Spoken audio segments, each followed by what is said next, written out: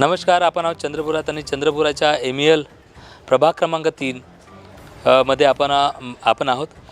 खरं तर चंद्रपुराच्या महानगरपालिकेच्या निवडणुका हो घातलेल्या आहेत आणि गेल्या अनेक दिवसांपासून आपल्या सगळ्या प्रभागामध्ये सगळे उमेदवार आपल्याकडे येत असतील, आपल्या समस्या जाणून घेत असतील आणि त्या समस्याचं निराकरण व्हावं याकरिता वचननामा असेल, जाहीरनामा असेल, हा सगळा आपल्यापर्यंत त्यांनी पोहोचवला असेल. नक्कीच आपल्याला ते विश्वासात घेत खरं तर 15 तारखेला आपल्याला वोटिंग बूथवरती जायचं आहे. तिथे आपलं बहुमूल्य मत, त्या मताचा अधिकार वापरून चांगला उमेदवार निवडून घ्यायचा आहे.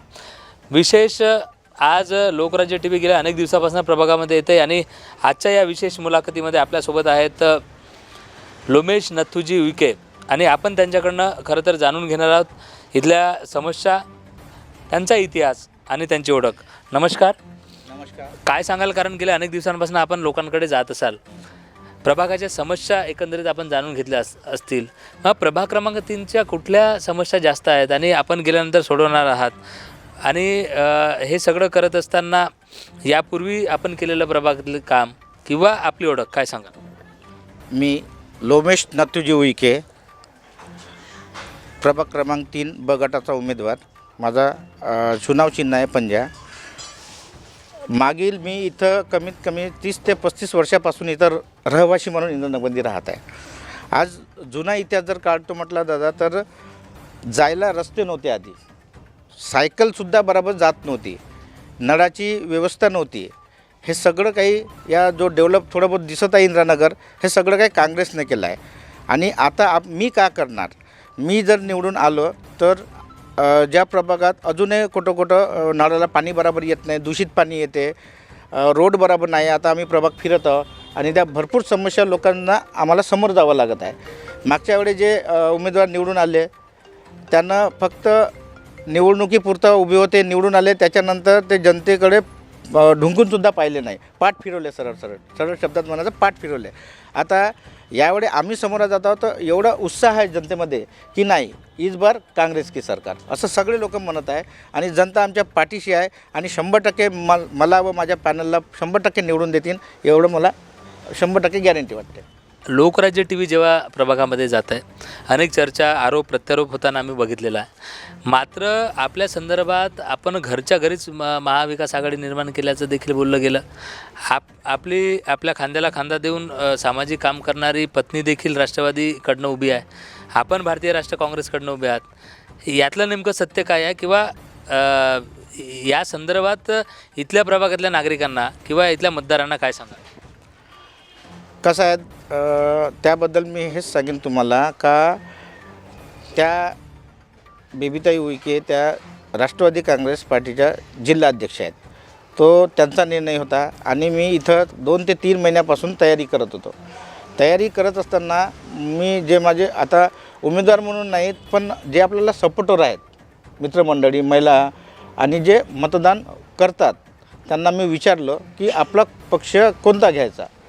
तर मला सगळ्यांनी सांगितलं का भारतीय राष्ट्रीय काँग्रेस घ्या, तुम्ही 100% निवडून याल. आणि आज असं तुम्हाला सांगतो का मी आणि आमचा पॅनल आज 4ही निघणार.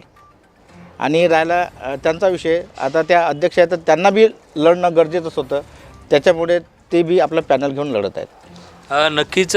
खरं तर नेमकं असं आहे ना की चंद्रपूर शहराचा हा स्लम एरिया म्हणून मानला जातो. इथे विविध प्रांतिक, विविध भाषिक, बंगाली, छत्तीसगडी, मराठी, हिंदी असे विविध लोक इथे राहतात आणि इथे रोज काम करून, दिवसभर काम करून संध्याकाळी आपलं कुटुंब जगवण्यासाठी इथे लोकांचा, नागरिकांचा खटाटोप खरं तर आहे.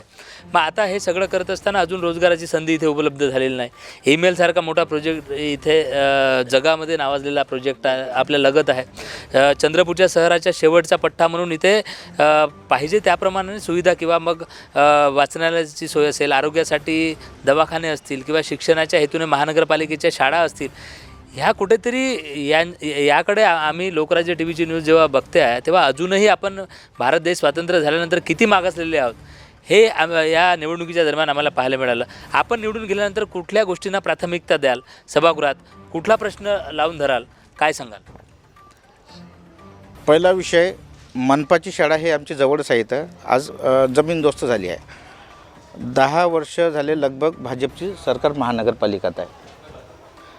त्या 10 वर्षामध्ये इथल्या मनपाच्या जे शाळा आहे त्या बंद झाल्या प्रकारचंच आहे. तर पहिला प्रिफरन्स आपला राहील का विद्यार्थी शिकले पाहिजे, त्यासाठी मनपाच्या शाळा तयार करणे.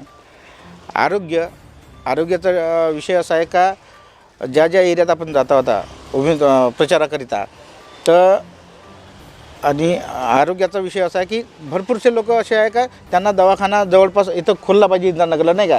आणि इथं जो आरोग्य केंद्र आहे तिथं स्टाफ वाढवून त्यांची उपचार कसं होईल हे आपण पहिला विषय घेणार आहोत. नक्कीच आता शेवट या विशेष मुलाखतीच्या शेवट टप्प्यात जाताना आपण भारतीय राष्ट्र काँग्रेसचे अधिकृत उमेदवार आहात. प्रभाग क्रमांक 3मध्ये आपल्या पॅनलमध्ये कोण आहेत, आपल्यासोबत सहकारी कोण आहेत, आणि इथल्या नागरिकांना किंवा इथल्या मतदारांना शेवटी आपण काय आवाहन करणार आहात? आमचे सहकारी 2 टर्म नगरसेवक राहिलेले सुनीताताई अग्रवाल, माझ्यासोबत अ गटाचे उमेदवार अतुल वाघमारे, क गटाच्या सुनीताताई अग्रवाल आणि ड गटाच्या शालिनीताई भगत. आता मागच्या वेळेस 2 टर्मपासून सुनीताताई मेंबर महानगरपालिकेची 1 आणि नगरपरिषदची 1 हे दोन्ही निवडून लढले आणि त्या जिंकून आल्या होत्या 2008 आणि 2008, 9 आणि 12 बरोबर. तर त्यांना अनुभव आहे, त्यांच्या अनुभवाचा आम्ही फायदा आम्हाला मिळेल आणि आम्ही 4ही लोक निवडून येऊ हे तुम्हाला सांगतो. नक्कीच. आता बायलेट पेपरवरती कसं नाव आहे, कारण इथले नागरिक आत्ताही कन्फ्यूज आहेत. त्याची सोडवणूक देखील आपल्याकडनं कदाचित होत असेल, कारण 4 मशीन असणार आहे. उमेदवार जेवढे त्या पद्धतीने मशीनची डिवायडेशन देखील झालेलं आहे, कुठे 3 तर कुठे 4 असं एकंदरीत मशीन आहे. आपल्या प्रभागामध्ये किती मशीन असणार आहेत आणि कुठल्या मशीनवर आपलं नाव किंवा बटन असणार? आमच्या प्रभागात टोटल 39 उमेदवार रिंगणामध्ये आहेत, अपक्ष वगैरे पकडून. आमच्या प्रभागात 4 मशीन राहणार आहेत बूथवर, आणि माझं बटन क्रमांक बमध्ये, दुसऱ्या मशीन बमध्ये हा पहिलाच नंबरची बटन आहे माझी. हे बटन आपण दाबा आणि मला विजय करा, एवढंच बोलतो. धन्यवाद. आपण बघितलं आपल्यासोबत होते लोमेश नथुजी विखे. त्यांनी हे बायलेट देखील दाखवलं आहे, कारण 4 रंगाचं हे मशीन असणार आहे. त्यात गुलाबी रंग आपण बघितला, मग पिवळा आहे, पांढरा आहे आणि आकाशी कलर, असे 4 कलर असणार आहे.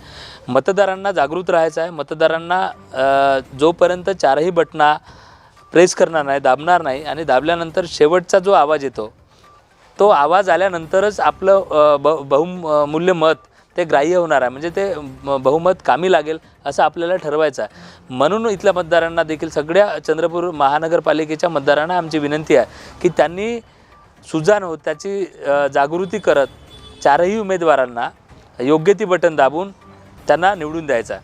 आणि आज आपल्यासोबत जे लोमेशजी होते, खरं तर त्यांनी प्रत्येक प्रश्नाचं सडेतोड उत्तर देताना सांगितलं की तो त्यांचा पक्ष आहे, ते त्यांची पत्नी देखील प्रभागामध्ये उभी आहे आणि तो त्यांचा विचार आहे.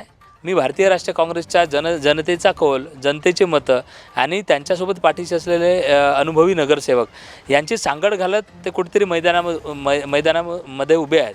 आणि त्यामुळे इथला आरोग्याचा प्रश्न असेल, शिक्षणाचा प्रश्न असेल, पाण्याचा प्रश्न असेल, रस्त्या नालीचा प्रश्न, हे सगळे प्रश्न मी सोडवेल असं आश्वासन लोकराज्य टीव्हीच्या माध्यमातून आपल्याला त्यांनी सांगितलेलं आहे.